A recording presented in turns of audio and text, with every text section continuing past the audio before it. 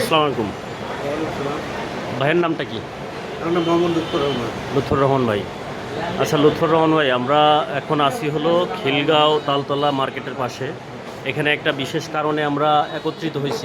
আমরা চারজন, লুৎফর রহমান ভাই, আমির হোসেন ভাই, আর হচ্ছে সাংবাদিক হারুন ভাই, এবং আমি সাংবাদিক নূর আলম। আমরা আছি বাংলাদেশ সমাচারে। তো এখানে একটা যে উদ্দেশ্যে আমরা একত্রিত হয়েছি, সেই উদ্দেশ্যের প্রাথমিক বক্তব্যটা আমরা নিব হলো আমাদের যে ভিকটিমই বলবো, ভিকটিমের কাছ থেকে, এই লুৎফর রহমান ভাইয়ের কাছ থেকে। লুৎফর রহমান ভাই, আপনার বক্তব্যটা বলেন, কি কারণে আমরা এই জায়গায় একত্রিত হয়েছি, আপনার গ্রামের বাড়ি কোথায়, আপনার পরিচয়টা দিয়ে কথা বলা শুরু করেন। আমার গ্রামের বাড়ি হচ্ছে গাগলা, নাগজি থানা। গ্রামের বাড়ি হচ্ছে গাগলা, থানা হচ্ছে নাগেশি, জেলা কুড়িগ্রাম। আমি আমার ছেলের চাকরির জন্য কিছু টাকা দিয়েছি। মাদ্রাসা পিএন পোস্টের চাকরির জন্য। কত টাকা দিচ্ছে? 9 লক্ষ টাকা দিয়েছি। 9 লক্ষ টাকা দিচ্ছে। কার মারফতে কাকে দিছিলেন? আমির হোসেনের মাধ্যমে দিছি। এই ভাইয়ের মাধ্যমে দিচ্ছেন? আমির হোসেনের নামে। আচ্ছা। আমির হোসেনের মাধ্যমে। আমি আমির হোসেন। আচ্ছা। শাহ আলম হলো গাগলা শহীদুল দাখিল মাদ্রাসার সভাপতি। উনি আমাকে বলে যে আমার 2-3টে ছেলে দাও, আমাদের পিএম পোস্টের লোক লাগবে, আমাকে এই চাকরি দেওয়া লাগবে। তা আমি তখন শাহ আলম শুনলাম নাকি সরকারি জব করে। এবং শাহ আলম থাকে কিন্তু ঢাকায়। সে সোনালী ব্যাংকে প্রিন্সিপাল অফিসার হিসেবে আছে কর্মরত। তা আমার কাছে সে চাকরি দেওয়ার লোক লালসা দেখে 9 লক্ষ টাকা আমি লুৎফরের কাছ থেকে নিয়ে তার হাতে হস্তান্তর করি। কিন্তু এর মধ্যে চাকরি সম্পূর্ণরূপে ডিজি প্রতিনিধির মাধ্যমে সিগনেচার হওয়ার পর সে কাগজগুলো আত্মসাৎ করে, আর কাগজগুলো ফেরত দেয় না দেওয়ার পরিপ্রেক্ষিতে সুপার আমাদের এই নিয়োগটা এ পর্যন্ত সম্পূর্ণ করে দেয় না। এখন আমাকে লুৎফর যে টাকা দিয়েছিল, তারা যে আমার টাকাটা দিয়েছিল, এখন তারা আমার প্রচুরভাবে চাপ সৃষ্টি করছে, হয় চাকরি দেন না হয় টাকা দেন। তা আমি শাহ আলমকে টাকা দিছি, কিন্তু শাহ আলম এখন আমাকে কোনো প্রকারে পাত্তা দিচ্ছে না। শাহ আলম নাকি সরকারি চাকরি করে। এখন শাহ আলম কিন্তু সোনালী ব্যাংকের প্রিন্সিপাল স্টাফ। প্রিন্সিপাল যদি সরকারি চাকরি করতে, সে কিভাবে না আবার ওই যে গাগলা যে সজুরন মাদ্রাসায় ছিল, ওখানে এলাকার আমাদের একই গ্রাম, একই পাশাপাশি বাড়ি, সে সম্পর্কে মামাতো ভাই। এখন সে আমাকে টোপ দিয়ে এই টাকাটা আত্মসাৎ করার পরে সে ওই এলাকার এই সজুরন দাখিল মাদ্রাসারই 3 টার্ম সভাপতি, এবং যে ওখানে সুপার ছিল, সে সুপার ছিল তার ভগ্নিপতি। আর কয়জনকার চাকরি কত টাকা নিচ্ছে? আর 2জনকার চাকরি দিছে, সেই 2জনকার কাছেও 10-20 লাখ টাকা নিছে। 2জনকার নাম কি? তো একজনকার নাম হলো আজিজুল, আর একটা হলো আয়া পোস্ট। তার নাম পোস্ট কি? ওটাও পিওন। আজিজুল হলো পিওন, আর জান্নাতি হলো আয়া। কত টাকা নিচ্ছে? ওই 2জনের কাছ থেকেও 20 লাখ টাকা নিছে, 10 করে। এবং তাদেরও এখন এই চাকরি দেওয়ার পরে তাদের নিয়োগ বন্ধ করে দিছে। দেওয়ার পরে এখন বন্ধ, সুপার এবং ওই পিওন যে 2জন নিয়োগপ্রাপ্ত, তাদেরও বেতন স্থগিত করে দিয়ে দিয়েছে। কিন্তু এখন ওই আগের যে একজন সুপার ছিল ইউনুস, এনাকেও ওই পদ থেকে বহিষ্কার করিয়ে তার আবার ভাগ্নি জামাই হাসেন তাকে আবার দায়িত্বভার অর্পণ করার পরে এখন সেই মাদ্রাসা দেখাশোনা করতেছে। সে এক কথায় বলতেছে যে আমি এখানে কিছু করতে পারবো না, এখানে সভাপতি যাহা করবে আমাকে তাই মানতে হবে। উনি আগে পলিটিক্সের সাথে জড়িত ছিল। উনি আগে পলিটিক্সের সঙ্গে আওয়ামী লীগের কাজ করতেন, এবং সম্ভবত কেন্দ্রীয় নেতাদের সঙ্গে চলাফেরা করতো, এবং ওখানে কোনো পদবিও আছে। এটা আমি সম্পূর্ণরূপে সঠিক বলতে পারবো না, কিন্তু অরিজিনালি দেশবন্ধু মোস্তফা সাহেবের আন্ডারে উনি ছিলেন। উনি এখন কি কোনো সরকারি জবে আছে? কর্মরত অবস্থায় আছে। সে বর্তমান মতিঝিল হেড ব্রাঞ্চে সে কর্মরত অবস্থায় আছে। পোস্ট কি তার? প্রিন্সিপাল অফিসে। আচ্ছা। কিন্তু সে অনেক প্রকার, আমি তার বাসায় গেছিলাম, তাকে অনুরোধ করছিলাম, সে আমাকে অনেক লোকের মাধ্যমে বলছিল যে সে যদি আমার কাছে আসিয়া হাত পা ধরে মাপ চায় তাহলে আমি চাকরি দেবো, কিন্তু আমি হাত পা ধরে মাপ চাওয়ার পরেও সে আমার এই কাজটা করে দেয়নি। ও চাকরি দেওয়ার ওকে না, যেহেতু ওই সময় তার সভাপতির দায়িত্ব ছিল এবং পেপার নিয়োগপত্র কিন্তু তখন সভাপতি আর সুপারের মাধ্যমে হইতো। আপনি কি বলতে চান সে আওয়ামী লীগের সাপোর্ট দিয়ে এগুলো করছে? এই যত কিছু করছে সব আওয়ামী লীগের সাপোর্ট নিয়েই করছে। আর আপনাকে বলছে যে আমি আওয়ামী লীগের একজন উদ্যোক্তা কর্মকর্তা। হ্যাঁ, আমাকে বলা হয়েছে যে আমি আমার উত্তরবঙ্গের মধ্যে আমি আওয়ামী লীগের বড় একজন ঊর্ধ্বতম কর্মকর্তা। আচ্ছা, তাহলে আপনি টাকা কার কাছ থেকে নিয়েছিলেন? আমি লুৎফর রহমান, ইনি কি লুৎফর? ইনি লুৎফর, দেখে দেন, একটু দেখে দেন কোনটা? এই যে লুৎফর, এনার ছেলের জন্য হ্যাঁ। এই টাকাটা আমি তার হাতে কত টাকা নিয়েছিলেন আপনি? 9 লক্ষ টাকা নিয়ে তাদের কাছে হস্তান্তর করি।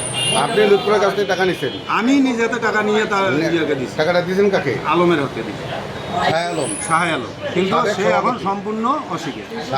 সাবেক সভাপতি। সাবেক সভাপতি কোন মাদ্রাসা?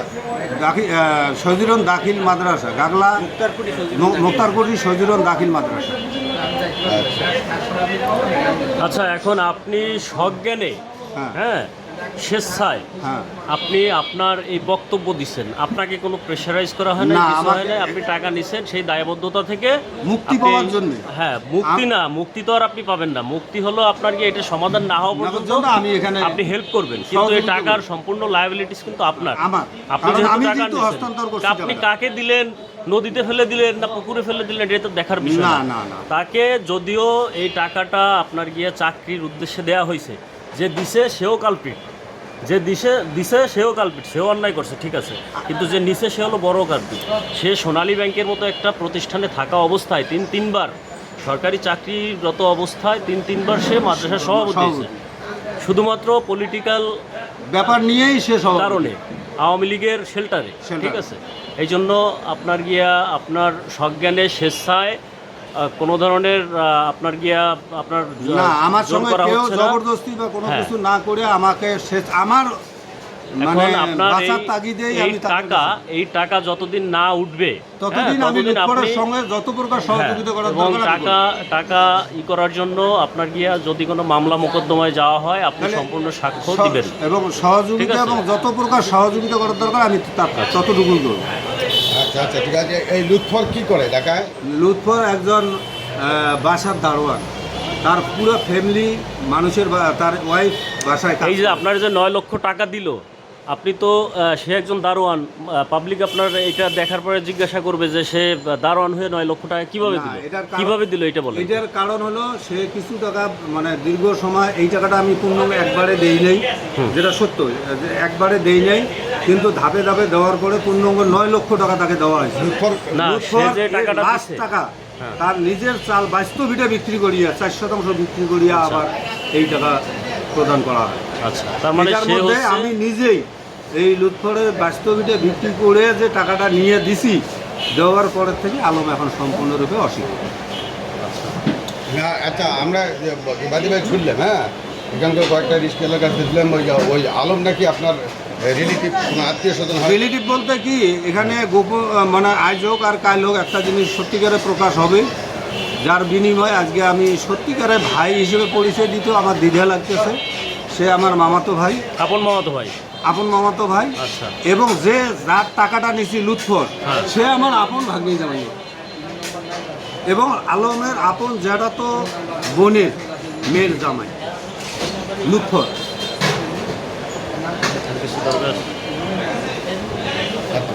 তাহলে আপনি বক্তব্য দেন যে এই নিরীহ লোকটার কাছ থেকে টাকা নিয়ে কীভাবে তারা এই নিরীহ লোকটার টাকাটা উদ্ধার করার জন্য আমি অনেকভাবে অনেকে শরণাপন্ন হয়েছিলাম, কিন্তু কেউ আমাকে ওই আজ এতদিন দেখাইছে আওয়ামী লীগের ক্ষমতা, এখন দেখাইতেছে আমি বিএনপি মির্জা আব্বাসের সঙ্গে আমার ডাইন হাত মির্জা ফখরুল ইসলাম আলমগীরের, আমি বিএনপির একজন বড় কর্মকর্তা, আমার এখানে আসলে যান ক্ষতি হইতে পারে। আপনাকে জানেন হুমকি দেয়? হুমকি পর্যন্ত আমাকে ব্যবহার করতেছে যে আপনি আমি কি থানায় কোনো অভিযোগ করছেন? না, আমি কোনো এ পর্যন্ত আমি খুব নিরুপায়, আমি এখন পর্যন্ত কোনো থানায় শরণাপন্ন হইনি।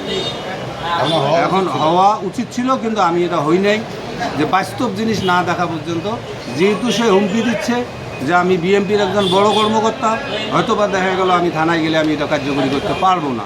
সেই সুবাদে আজকে কি আপনার আজকে আমি তার বাসায় আমার ওখানে বসার কথা ছিল, যে ভাই বসে আমি তার সব কিছু ফাইনাল করে দিয়ে দেবো।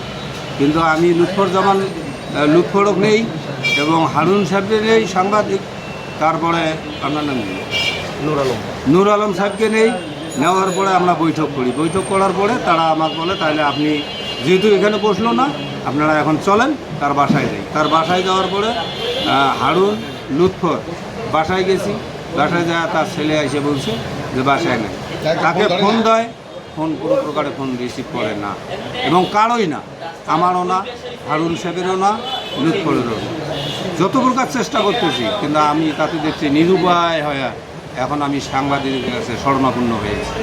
হ্যাঁ, থ্যাংক ইউ।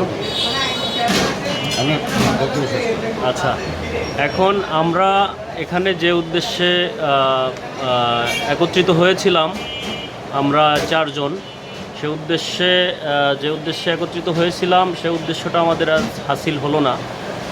সে আমাদের এখানে আসতে বলে আমাদের সাথে প্রতারণা করে তার ফোন বন্ধ করে রেখেছে, এবং আমরা তাকে সে আমাদের ধরাছোঁয়ার বাইরে আছে।